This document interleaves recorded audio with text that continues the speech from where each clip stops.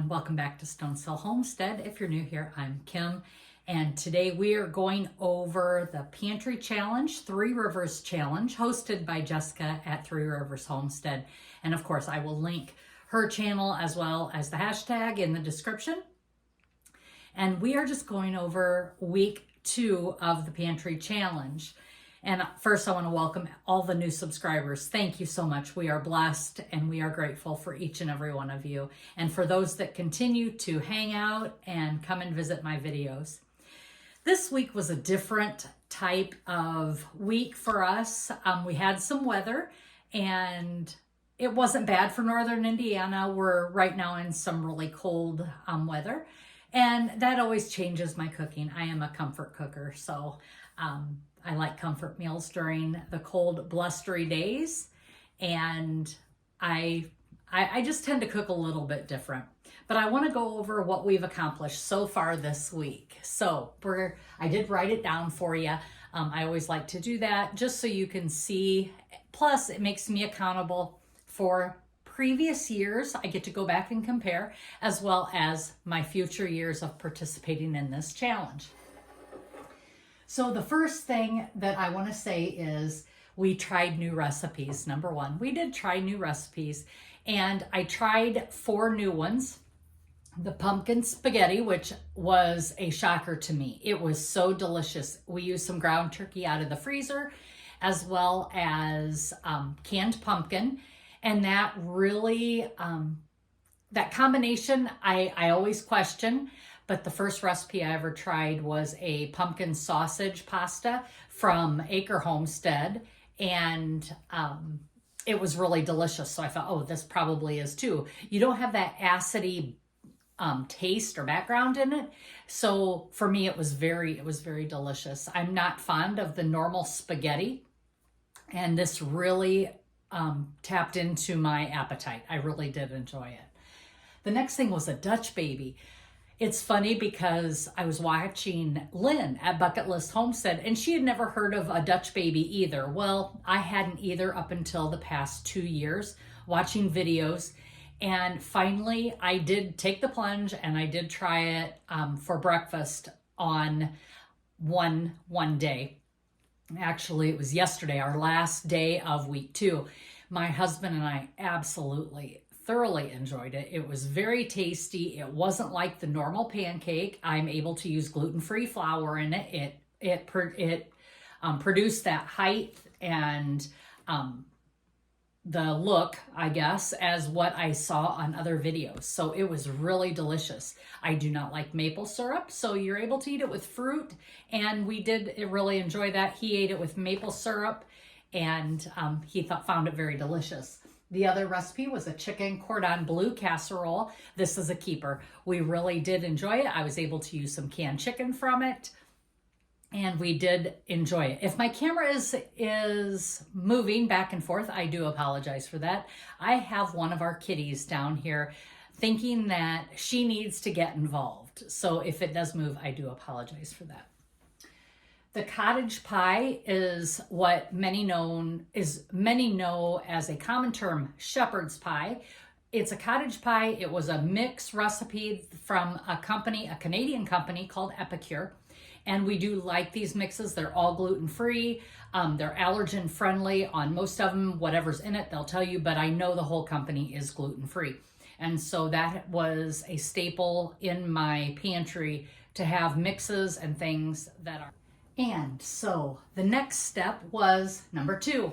We had a bunch of tomatoes that were in my freezer. Last week I started on the weekend, and this week I did finish with all those tomatoes. We had about 200 pounds of tomatoes total for last year's season. Now we ate fresh, which that poundage I didn't include in that 200 pounds, but we do have a lot of tomatoes. So I ended up with the final count of being 33.5 pints of tomato sauce, 31 pints of crushed tomatoes, and 6 quarts of crushed tomatoes. Now, I also try to follow what Jessica says: when you empty 7 jars, you refill 7 jars. I had 7 jars that I had empty, so I did an additional 7 pints of pinto beans. I had never canned pinto beans, and so that is going to be a treat to have it on my pantry shelf for those quick, easy meals. The third point here is no spending. Our rules are January, we do not spend any money at the grocery stores, and we allow ourselves one-time eating out.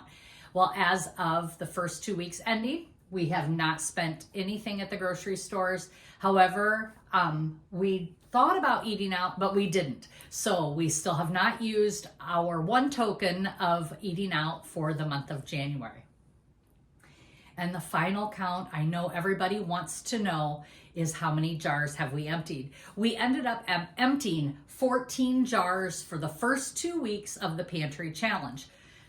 Why this is important to me is I want to empty at least 1 jar a week, or 1 jar a day for us. That is our goal. The reason I say that is because that is for meals that we make. Now, my husband and I both have grab and go meals. We have meals in a jar that I eat. I have many videos on burritos in a jar, beef stew, ham and beans, split pea soup, many things that we just grab and go. And those are called our bonus jars. So the 1 jar a day I try to do for our meals, and then the additional jars I try to use for our grab and go lunches. The meals I have produced in my videos for the Pantry Challenge, some of them are pretty simple, so I don't record all of those. I don't record all the breakfast ones or the lunches because it's just leftovers, and those get quite boring. I don't really think you want to see all of that. Whenever I do a new recipe, that is when that video comes out.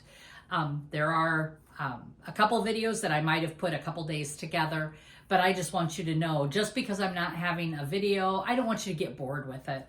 I want you to be able to really enjoy this journey that we all have and find some value in it, and know that we all eat leftovers. Not everybody does eat leftovers. And for my small family, for my husband and I, we don't eat a lot. So these big families that have, large family meals, of course, they're going to use a lot more and make a lot more than what I do. So I just don't want to bother you with that. So thanks again for joining us of the Three Rivers Challenge. And just because we've already started in January, do like I did the first week, or the first challenge I ever participated in, is I just did February. And that is when I got a taste of what this pantry challenge can be.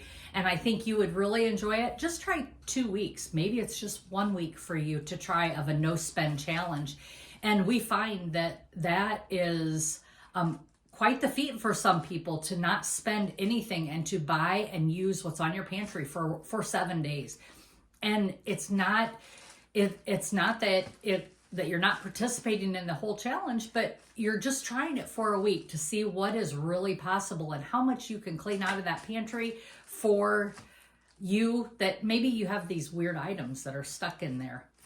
And you thought, when did I buy that? I have a couple of those. So try that, but come along, join us. We appreciate each and every one of you. Thanks for joining, and as always, be blessed and laugh as much as you breathe. Have a great day, everyone.